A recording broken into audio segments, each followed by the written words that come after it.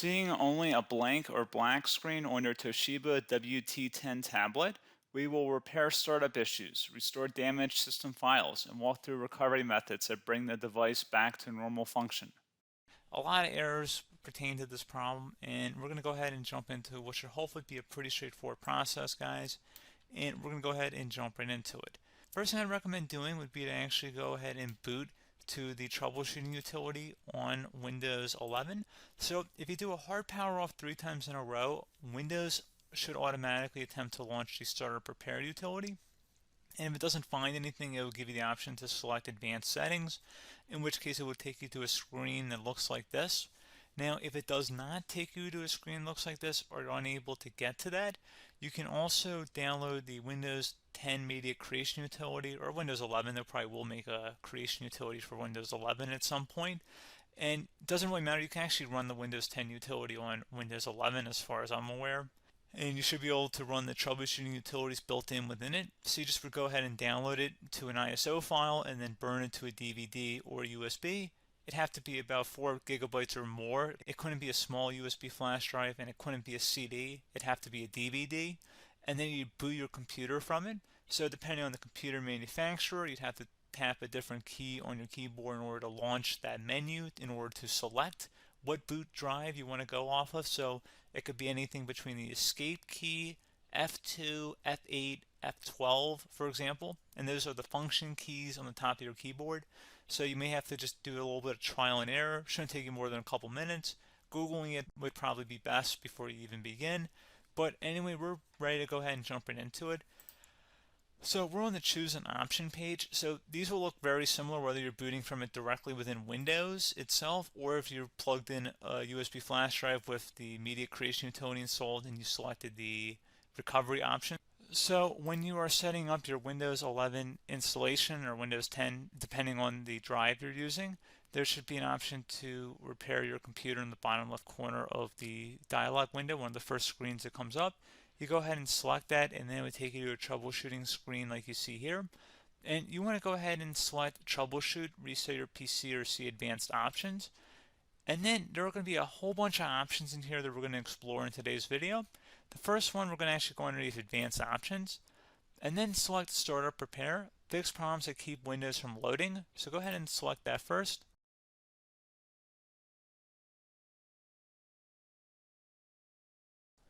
Okay, so you can see it could not repair our PC.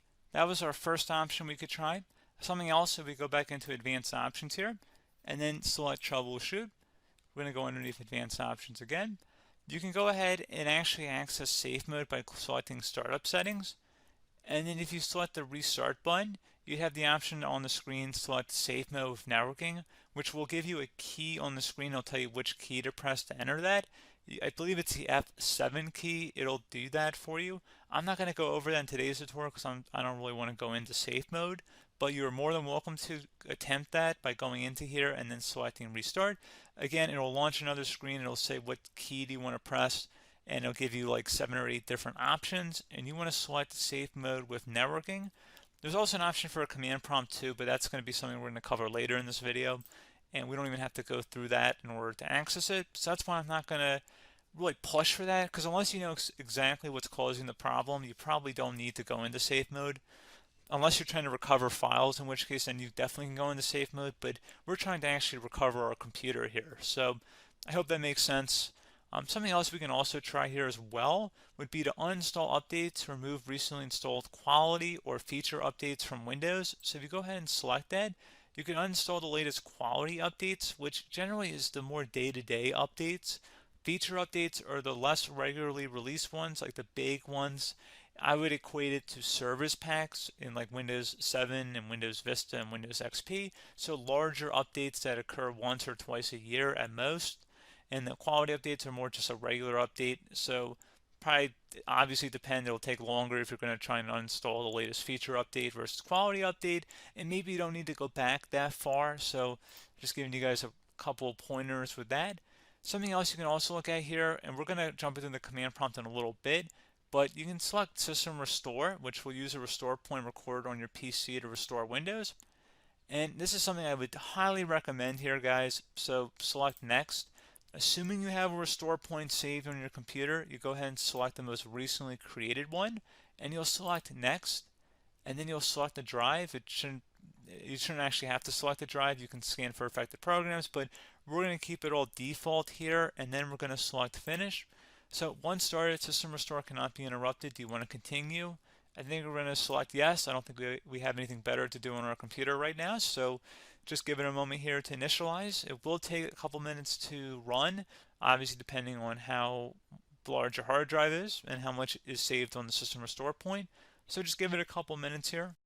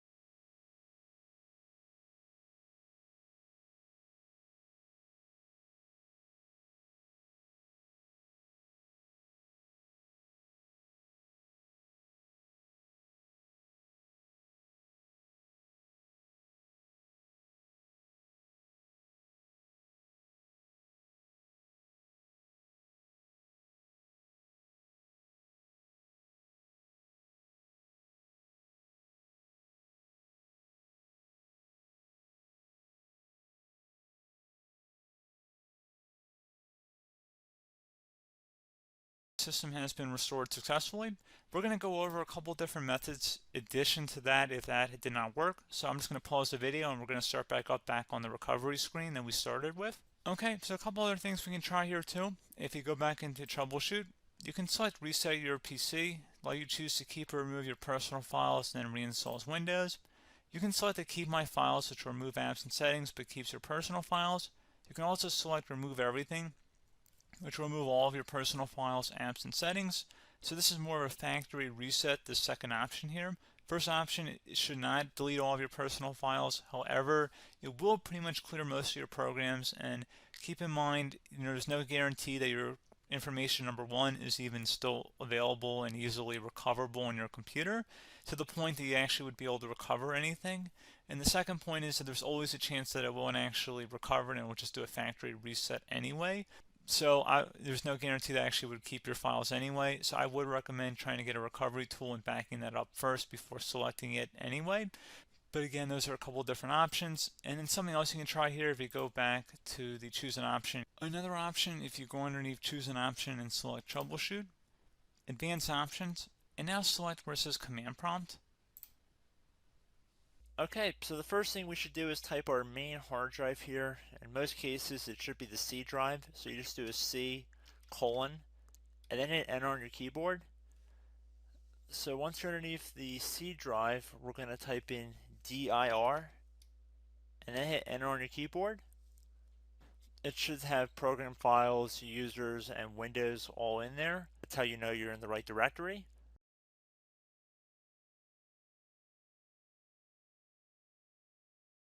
In some cases, it might be the D drive as well, so just keep that in mind.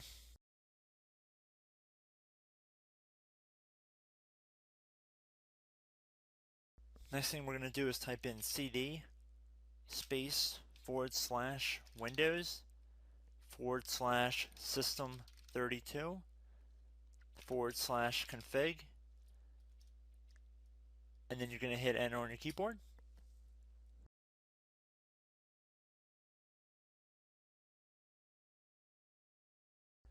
So now you're going to type md space backup.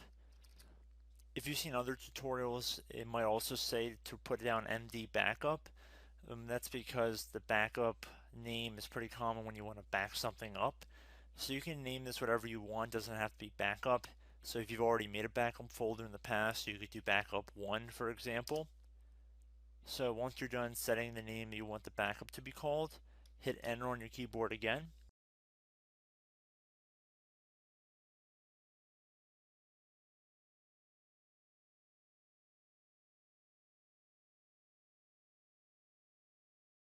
At this point you want to type copy, C-O-P-Y, space, then you want to do the star symbol above the 8 key, then do a period or a dot, whatever you want to call it, then another star sign, and then another space, and then type backup, and then hit enter on your keyboard.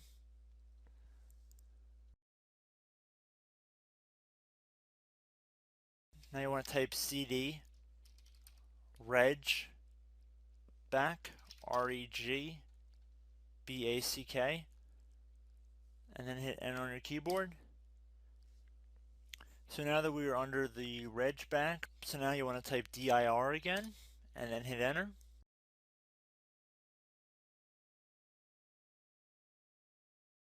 So now at this point we're going to type copy again. So copy, space, star sign, dot, another star sign, space, and then 2 dots. So we're going to type copy, space, star sign, dot, sign, star sign, dot, dot, and then hit enter on your keyboard again. So for overwrite, you want to overwrite all. So type A on your keyboard, so capital A, and then hit enter on your keyboard.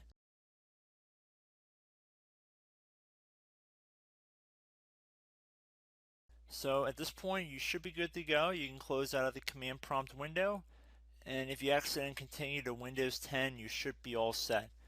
So I hope one of these 3 or 4 different methods we went through in this tutorial helped you guys out. Again, I'm not sure if you guys heard me earlier, but try to go back into your safe mode if possible and uninstall any programs you know might be conflicting with the Windows startup if you can get into safe mode. So just keep that in mind. Something very simple like that could be blocking up everything. So again, I hope this tutorial helped you guys out, and I will catch you in the next tutorial. Goodbye.